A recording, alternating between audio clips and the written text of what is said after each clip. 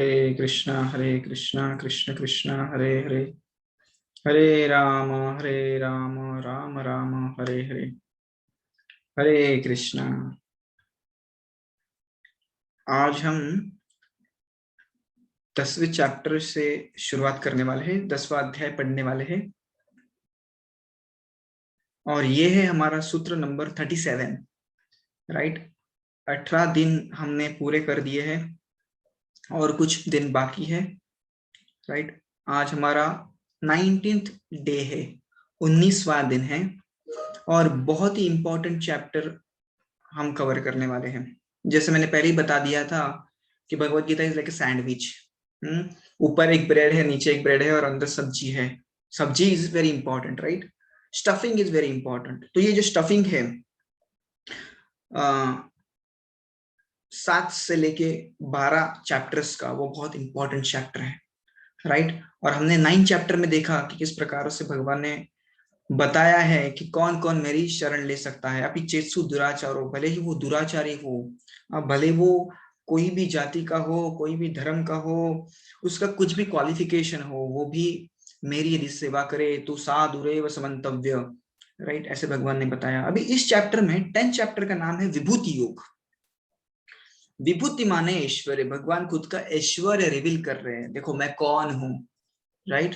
यहाँ पे भगवान खुद का ऐश्वर्य रिवील कर रहे हैं। अहम आदि देवानाम, मैं देवों का आदि हूँ, महर्षिणाम च सर्वशः, महर्षि भी सब मेरे से आते हैं अर्जुन। और कई बातें भगवान ने इसमें बताई। अर्जुन ने ये भी पूछा कि भगवान आपने तो ये बता दिया, परंतु मैं आपको किस किस भाव में स्मरण करूं आपका। केशु केशु भावेशु चिंतोस्मि भगवन मया, मैं कैसे आपका चिंतन करूं। तो भगवान ने बताया कि पर्वतों में मैं हिमालय हूँ, नदियों में मैं गंगा हूँ, वगैरह वगैरह वगैरह बहुत कुछ बताया भगवान ने। तो आप कभी भी उस चीज को देखो तो मेरा स्मरण करो, ऐसे भगवान बता रहे हैं, राइट। और आज का जो श्लोक है बहुत ही इंपॉर्टेंट है, 10 चैप्टर। और ये जो श्लोक है चतुश्लोकी गीता में आता है। ऐसे कहते हैं कि ये जो 4 श्लोक है भगवत गीता के बहुत इंपॉर्टेंट है। हालांकि सब श्लोक इंपॉर्टेंट है, हम देख रहे हैं, right. Apart from this 51, all the 700 shlokas are also very important. केवल हम कुछ श्लोक कवर कर रहे हैं टाइम लिमिट की वजह से, परंतु आप देखेंगे कि हर एक श्लोक का अपना अलग सिग्निफिकेंस है, राइट। और ऐसे कहते हैं कि ये जो 4 श्लोक है 10वें अध्याय में जो आए हैं, 10.8, 10.9, 10.10 एंड 10.11, वो चतुश्लोक की गीता कहते हैं उसे। बहुत इंपॉर्टेंट है, वो पढ़ने ही चाहिए, राइट। तो उनमें से हम 3 कवर करने वाले हैं। 10.8 हम नहीं कवर करने वाले, पर क्या है वो मैं आपको बता दूंगा, राइट। वो श्लोक ऐसा है, just minute,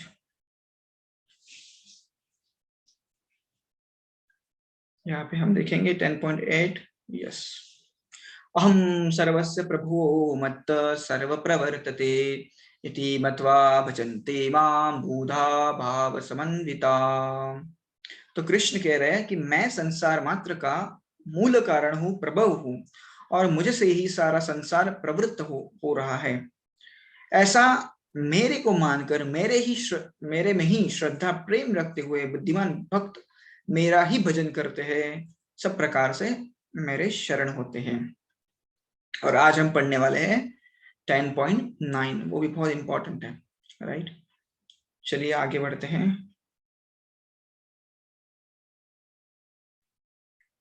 let's recite this श्लोक। मच्चित्ता मदगत प्राणा बोधयन्तः परस्परं कथयन्तश्च मां नित्यं तुष्यन्ति च रमन्ति च। 10.9, मच्चित्ता मदगत प्राणा बोधयन्तः परस्परं कथयन्तश्च मां नित्यं तुष्यन्ति च रमन्ति च। मच्चित्ता, उन्होंने, भक्तों ने, उनका जो चित्त है, चित्त यानी चेतना, उनका जो मन है मुझे दे दिया है। मतगत प्राणा, उनका प्राण भी मुझे दे दिया है, राइट। बोधयन्तः परस्परम, वो क्या करते हैं, एक दूसरे को मेरे बारे में बताते हैं। बोधयन्तः परस्परम कथयन्तश्च माम नित्यम, और मेरे बारे में हमेशा कथा सुनते रहते हैं, राइट। मैंने क्या क्या लीलाएं की उसके बारे में सुनते रहते हैं। उससे क्या होगा? तुष्यंती च रमंती च। तुष्यंती का अर्थ होता है तुष्ट हो जाते हैं, दे गेट वेरी सेटिस्फाइड। तुष्यंती च रमंती च, रमंती च रमंती च का अर्थ होता है आनंद लेते हैं, वो सेटिस्फाई हो जाते हैं और आनंद भी लेते हैं, राइट। तो कोई कहेगा कि ये भक्ति करने से क्या लाभ है, क्यों अपना समय बिगाड़ने का, क्यों कृष्ण की सेवा करनी है वगैरह वगैरह वगैरह, क्यों आप लोग भक्ति करते हैं? तो उसका उत्तर यहाँ पे दिया है। यदि कोई भक्ति करेगा तो जिंदगी में सेटिस्फैक्शन पाएगा, समाधान पाएगा, संतुष्टि पाएगा। तुष्यंती संतुष्टि पाएगा, रमंती मतलब आनंद मिलेगा उसे। और ये जो तुष्टि और रमन रमन जो है, आनंद जो है, वो कम होने वाला नहीं है, राइट। जैसे हम इस भौतिक जगत में देखते हैं, मात्रा स्पर्शस्तु कौन्तेय शीतोष्ण सुख दुःखदा आगमा पैनो नित्यम। इस भौतिक संसार के जो भी सुख और दुख है, उनको आदि और उनको अंत है। परंतु जो सुख हमें भगवत सेवा से मिलने वाला है, भगवत चिंतन से मिलने वाला है, बोधयंत करने से मिलने वाला है, एक दूसरे को कथा बताने से मिलने वाला है, वो सुख जो है तुष्यंती च रमंती च, इटरनल रहेगा वो, कभी खत्म नहीं होने वाला ऐसा सुख है, राइट। मच्चित्ता का मतलब होता है जिन्होंने अपना मन मुझे दे दिया है। हाँ, तो हम ऐसे नहीं कर सकते कि हमारा मन कहीं दूसरी जगह पे है और तन भक्ति में लगा है, ऐसे नहीं होगा, तो उन्हें हम मच्चित्ता नहीं कह सकते। तो जिनका मन, जिन्होंने 100% ऑफ हिज माइंड भगवान को दे दिया है, ऐसे ही लोगों को कहा गया है मच्चित्ता, जिनके चित्त में केवल और केवल भगवान है। मदगत प्राणा, पूरा शरीर जो है उनका, उनका पूरा प्राण जो है भगवान की सेवा में लगा रहा है। वो उठ रहे, सो रहे, खा रहे, पी रहे, काम को जा रहे, कुछ भी कर रहे हैं, परंतु जो भी कुछ कर रहे हैं भगवान के लिए कर रहे हैं, भगवान के सेटिस्फैक्शन के लिए कर रहे हैं, भगवान के आनंद के लिए कर रहे हैं।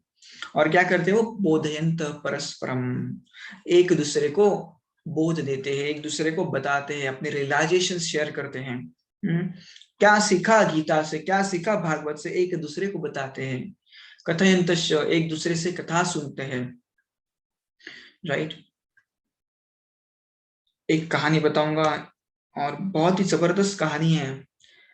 कहानी बताने का ये उद्देश्य है इस पर्टिकुलर श्लोक के बारे में, कि जो दुष्यंत जो रमंत जो वर्ड है, आनंद लेते हैं और हमेशा समाधानी रहते हैं, संतुष्ट रहते हैं, ये केवल मनुष्य के बारे में नहीं है, राइट। ऐसे नहीं कि मनुष्य भगवान के बारे में सुनेगा तो संतुष्ट रहेगा, बल्कि बल्कि ब्रह्मा और शिव जी भी भगवान का हमेशा चिंतन करते हैं।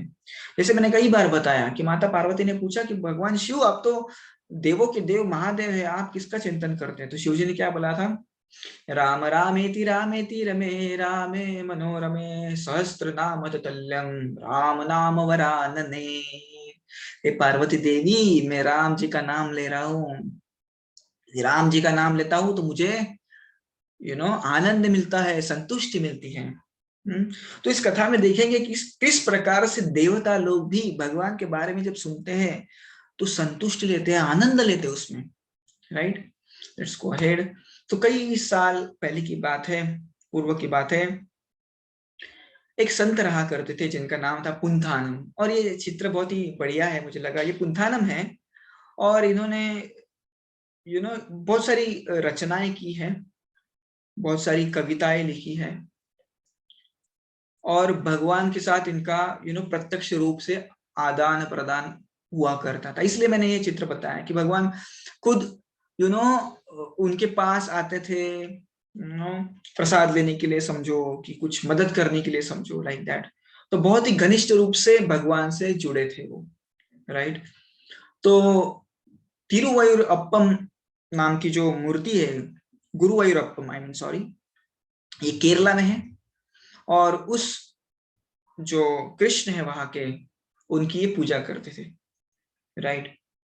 और एक बार की बात है, जब वो एक दूसरे मंदिर गए, केरला में आता है मंदिर, शिव जी का मंदिर है, भगवान शिव जी का, कोट्टूर नाम का वो जगह है, वहां पे गए वो, राइट। और इस मंदिर की विशेषता यह है कि केवल साल में कुछ दिनों के लिए मंदिर खुला रहता है। तो उन्होंने सुना कि भगवान शिव जो है वैष्णवानाम यथा शंभु है, राइट, मतलब सारे वैष्णवों में टॉप मोस्ट है वो। तो क्यों ना मैं उनके मंदिर में जाके भागवत का पठन करूं। तो वो उनके पास वो श्रीमद् भागवत था, और श्रीमद् भागवत लेके वो मंदिर में गए। तो मंदिर खुला था, तो मंदिर में बैठे और कुछ भक्तों के साथ वो श्रीमद् भागवत का पठन करने लग गए। तो श्रीमद् भागवत का जो एक पर्टिकुलर चैप्टर है 10वें स्कंध का, वो पढ़ने लग गए, जिसका नाम था लॉर्ड कृष्णा टीजेस रुक्मिणी। भगवान श्री कृष्ण है, वो रुक्मिणी देवी के साथ मस्ती करते हैं, राइट। तो ये पढ़ रहे थे और बड़ा ही सुंदर तरीके से वो एक्सप्लेन कर रहे थे कि किस प्रकार से भगवान he was playing with Rukmini Devi. तो ये चैप्टर जो है, ये पूरा अध्याय, इसका मैं सारांश बता देता हूँ। कृष्ण बेसिकली रुक्मिणी जी को छेड़ते हैं। वो कहते हैं, रुक्मिणी देवी आपने किस पागल से शादी कर ली? आपके पास चॉइसेस थे, शिशुपाल था, दंतवक्र था, जरासंध था, कितने बड़े बड़े राजा थे, उनके साथ आप शादी करना चाहिए था ना। मेरे जैसे पशुपाल के साथ क्यों शादी की आपने? मैं तो केवल एक गैयों को चराता हूँ, मेरे पास क्या है? मैं तो राजाओं से भाग के इस द्वारका में, इस समंदर में ये नगरी बनाई है, राइट। मेरे में कुछ योग्यता नहीं थी, आपने गलत व्यक्ति से शादी कर ली। ऐसे अलग अलग प्रकार से वो अलग अलग उदाहरण देके रुक्मिणी देवी का जो मनोबल था उसको कम कर रहे थे। तो रुक्मिणी देवी को बड़ा बुरा लगा। तब रुक्मिणी देवी से ना उनके बेटे थे और उनके पोते थे, और उस उम्र में कृष्ण उनके साथ खेल रहे थे कि आपने मेरे साथ शादी क्यों की? देखो आपके पास अभी भी टाइम है, आप मुझे छोड़ के चले जाओ। और जब कृष्ण ने ये कहा ना, तो रुक्मिणी देवी खुद को संभाल नहीं पाई, वो वहीं पे बेसुध हो गई, अनकॉन्शियस हो गई। और बाद में कृष्ण उनको उठाते हैं और चतुर्भुज नारायण का रूप दिखाते हैं वगैरह वगैरह। और बहुत बहुत सुंदर कि किस प्रकार से कृष्ण अपनी पत्नी के साथ जिस प्रकार से एक साधारण मनुष्य अपने पत्नी के साथ वार्तालाप करता है, प्रेम करता है, उसी प्रकार का आदान प्रदान भगवान कृष्ण रुक्मिणी के साथ कर रहे थे। तो बहुत जबरदस्त स्टोरी है ये, श्रीमद् भागवत के 10वें स्कंद में आती है। तो ये कहानी पढ़ी और सबको आनंद आया, बुक को बंद कर दिया, बुक को मार कर दिया, राइट, और निकल पड़े। सोचा कल आते हैं अभी, राइट। तो दूसरे दिन आए वो, और दूसरे दिन देखा कि बुकमार्क जो था वो फिर से वही चैप्टर पे है, कृष्णा टीजेस रुक्मिणी। तो उन्होंने सोचा, यार मैं तो कल पढ़ा इस चैप्टर को, आज फिर से पढ़ना है, ठीक है फिर से पढ़ते। तो फिर से उन्होंने वो चैप्टर पढ़ा, कृष्णा टीजेस रुक्मिणी। भगवान श्री कृष्ण रुक्मिणी देवी की उनको छेड़ते हैं, राइट, उनके साथ मस्ती करते हैं। तो वो चैप्टर पढ़ा, सब कोई आनंदी हो गए। फिर से बुकमार्क रख दिया कि कल से दूसरा चैप्टर पढ़ेंगे, राइट। हम रखते हैं ना बुकमार्क पेज पुस्तक में, पुस्तक पढ़ी हो तो, राइट। तो तीसरे दिन फिर से आए और देखा कि बुकमार्क जो था वो फिर से उसी चैप्टर के ऊपर है, कृष्णा टीजेस रुक्मिणी। तो उन्होंने फिर से वो चैप्टर पढ़ा, उसके ऊपर व्याख्यान दिया, अपने जो रियलाइजेशंस थे वो बताए, जो भी लोग उधर उपस्थित थे उनको। फिर से घर पे चले गए। चौथे दिन आए, वही चीज हुई। 7 दिन केवल एक ही अध्याय को उन्होंने पारायण किया, एक ही अध्याय पढ़ा। तो ये 7वां दिन था, मंदिर का आखिरी दिन था, मंदिर बंद होने वाला था, तो वो निकल पड़े। जल्द में थे और वो अपना जो भागवत का पुस्तक था वही भूल गए। कई किलोमीटर चल के आने के बाद उनको पता लगा कि मैं तो पुस्तक ही भूल गया और मेरे पास एक ही कॉपी है। और तभी उस समय ना कोई कंप्यूटर्स थे ना प्रिंटर्स थे, तो बहुत कठिनाई होती थी यदि आपको कॉपी राइटिंग करना है तो, राइट। उन्होंने सोचा चलो मैं फिर से जाता हूँ और पुस्तक लेके आता हूँ। तो वो फिर से चल पड़े। तब आए तो देखा तो मंदिर बंद था, परंतु उन्हें कोई तो भागवत पढ़ रहा है, उसकी आवाज सुनाई दी। तो उन्होंने सोचा ये मंदिर तो बंद है, अंदर कौन पढ़ रहा है? तो उन्होंने की होल से देखा, और जब की होल से देखा तो उनके होश उड़ गए। भगवान शिव जी पार्वती जी के साथ बैठकर उस भागवत से पढ़ रहे थे। भगवान शिव जी पार्वती के साथ वहां पे बैठ के ये भागवत पढ़ रहे थे। और सुन कौन रहा था? लोग तो नहीं थे वहां पे, सारे भूत थे। बराबर ना।